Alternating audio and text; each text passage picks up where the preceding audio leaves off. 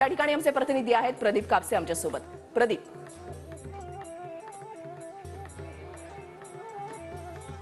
पाहतोय की हा सगळा उत्साह जो आहे तो संपूर्ण अयोध्या शहरामध्ये पाहायला मिळतो। आपण पाहतोय की या ठिकाणी झाशीच्या राणी या ठिकाणी आपलं नृत्य जे आहे ते सादर करताना पाहायला मिळत आहे। कलाकारी जी आहे ती या ठिकाणी साकारली जाते आणि संपूर्ण अयोध्येतलं वातावरण जे आहे ते राममय झालेलं पाहायला मिळतंय।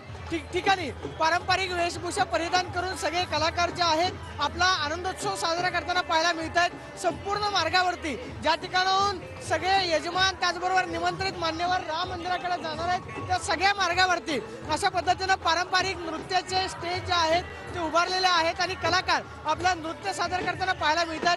संपूर्ण अयोध्या नगरी सजलेली आहे। संपूर्ण अयोध्या नगरीमध्ये राममय वातावरण पाहायला मिळते, कारण संपूर्ण अयोध्या नगरीला पुन्हा एकदा झळाळी प्राप्त झालेली आहे आणि आज नवीन मंदिरामध्ये रामलल्ला विराजमान होत आहेत। त्याचा सगळा उत्साह आपल्याला पाहायला मिळतोय। ठिकठिकाणी आपण पाहतोय की सगळे कलाकार जे आहेत आपले पारंपरिक वाद्य जवळपास 36 प्रकारचे पारंपरिक वाद्य जे आहेत ते अयोध्येमध्ये आणण्यात आलेले आहेत आणि पारंपरिक वाद्याच्या माध्यमातूनच संपूर्ण अयोध्येतलं वातावरण जे आहे ते या ठिकाणी खरं तर भारावून टाकण्याचा प्रयत्न या ठिकाणी कलाकारांकडून केला जातोय। 12:20 पंतप्रधान नरेंद्र मोदींच्या हस्ते नवीन मंदिरामध्ये उद्घाटन होणार आहे, मात्र त्याची सगळी जी आहे तयारी सकाळपासूनच हे सगळं वातावरण आपल्याला अयोध्या शहरामध्ये पाहायला मिळतंय। आपण जर पाहिलं तर रस्त्याने आता हळूहळू गर्दी जी आहे ती वाढायला सुरुवात झालेली आहे। इथूनच पुढे पंतप्रधान नरेंद्र मोदींचा ताफा जो आहे तो थेट अयोध्या एअरपोर्टवरून थेट राम मंदिराच्या दिशेने जाणार आहे आणि हा सगळा रस्ता आपण जर पाहिलं तर पोलिसांनी या ठिकाणी आता मोकळा केलेला पाहायला मिळतोय। मात्र या संपूर्ण परिसरामध्ये पोलिसांची कडेकोट अशी सुरक्षा व्यवस्था आहे।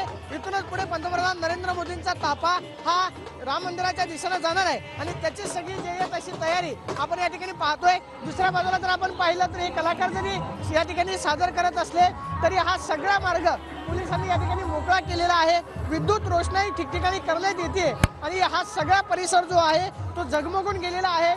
डोळे दिपावेत अशी अयोध्या नगरी सजली आहे आणि त्याचं नवं वैभव नवं रूप जे आहे ते आपल्याला संपूर्ण अयोध्या नगरीमध्ये पाहायला मिळते। दुकानांवरती व्यापाऱ्यांनी या ठिकाणी सजावट केलेली आहे। ठिकठिकाणी विद्युत रोषणाई पाहायला मिळते आणि संपूर्ण व्यापारी असतील, अयोध्यावासी असतील किंवा अयोध्येमध्ये आलेले जे नागरिक आहेत त्या प्रत्येकाच्या चेहऱ्यावरती जय श्रीरामचा भाव पाहायला मिळतोय। आता आपण लता मंगेशकर चौकाकडे जातो आहोत। आपण जर पाहिलं तर आता रस्त्याने ठिकठिकाणी आपल्याला पारंपरिक नृत्याचे स्टेज तर पाहायला मिळत आहेत, मात्र संपूर्ण अयोध्या नगरी कशी सजली आहे याचं दृश्य हे आपण महाराष्ट्राला दाखवतोय। ते म्हणजे संपूर्ण अयोध्या नगरीमध्ये उत्साह आहे, चैतन्य भरलेलं आहे, कणाकणात राम आहे असं म्हणतात। अगदी त्याच पद्धतीचं वातावरण संपूर्ण अयोध्या नगरीमध्ये झालेलं आहे। झाडांना सुद्धा आकर्षक अशी रोषणाई करण्यात आलेली आहे। ठिकठिकाणी वृक्ष सजवण्यात आलेले आहेत आणि अयोध्या नगरीमध्ये राम येत आहेत त्याची सगळी अनुभूती आज खरं तर अयोध्येमध्ये आल्यानंतर आपल्याला पाहायला मिळते आणि त्याचा सगळा उत्साह जो आहे तो आपल्याला संपूर्ण परिसरामध्ये पाहायला मिळतोय। नक्कीच, आणि तुमच्याकडनं प्रत्येक अपडेट घेत राहणार आहोत। तुर्तास धन्यवाद या संपूर्ण सविस्तर माहितीसाठी।